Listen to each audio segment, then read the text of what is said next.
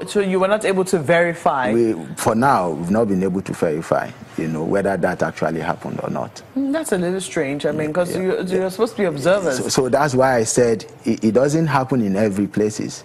There are a couple of places where that actually happened, because I remember at a particular time when some of the machines were malfunctioned, they actually attributed that to the network problem. So which of course, and they need this as well to transmit that to INEC headquarters. How are we doing with the card readers? I mean, there's also a big question, because we understand that in some instances it did not work. In some instances it could not verify. How would you rate the performance of the card readers? I think I need to do a little background to this. It's like a bag of mixed feelings, in the sense that in some cases, I think it was about the personnel. They were not adequately trained.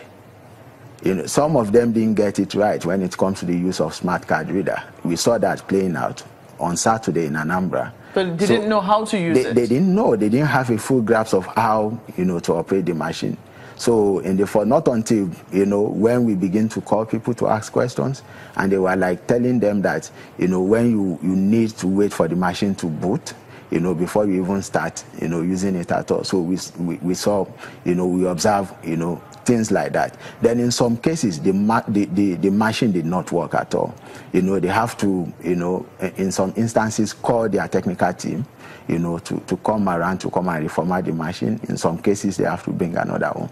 So, and that boils to the fact that INEC still need to buckle up, because we are doing a state election. It's just 1 out of 36 states. So I believe they should be able to have enough machine. They must have formatted the machine by now. They must have test run it ahead of election to be rest assured that the machines are working pretty fine. So if on election day, the problems experienced on election day, are attributed to machine, then it means we still have a long way to go. So eventually, what are you hoping would play out? What are the lessons that you're hoping that INEC will learn, and perhaps even the electorate? Because now we see even some of the well, let's first of all face INEC. What are some of the lessons you're hoping that INEC will take away from this? Yeah, in terms of personnel deployment and material deployment, I think they still have a very big lesson to learn from that. Because the impression they gave us was that it had a very good understanding with some of these transportation companies. So in the past, they make use of the NURTW, who is more or less like the umbrella body of the transport workers in Nigeria. So, but going beyond that, I think there are quite a number of transport companies in Nigeria too. They can actually, reach out to. Some of them who are even better than, some of these local, transport, what is it called, companies or organizations. We have them scattered around the country. So most especially in the East, So I feel they should be able to approach those people, to tell them what exactly, they need.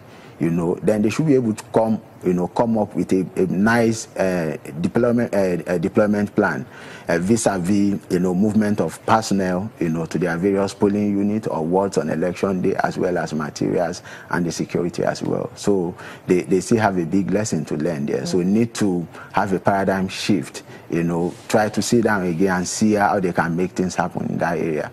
So that is one big lesson they need to learn. Then secondly, voter apathy is a concern. Because in a situation whereby you have some certain thresholds, to pass, unlike in Nigeria, whereby, winning election is about first past the poll. So once you have the highest number, of the required, votes in 2/3 of the local government in case of, this governorship election now, you win, you carry the day, and that is just it. But in the places whereby you have to pass, some certain threshold, so that may be a bit difficult. Maybe that may, probably make, the political party to be a bit serious and intensify effort in voter education and voter sensitization, at the end of the day, which of course is required of INEC as well.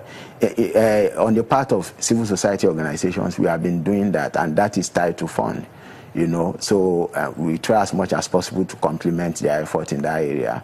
As you can see, that played out, you know, ahead of election in Anambra State. There are quite a number of civil society organizations that actually do that, you know, in Anambra State. But we want, you know, INEC to do more in that area so that people will really get to know what is expected of them, you know, ahead of election and on election day as well. Did you witness any cases of vote buying? Yes, that's prevalent in Anambra State, in some of the local governments that we observe. In Oka,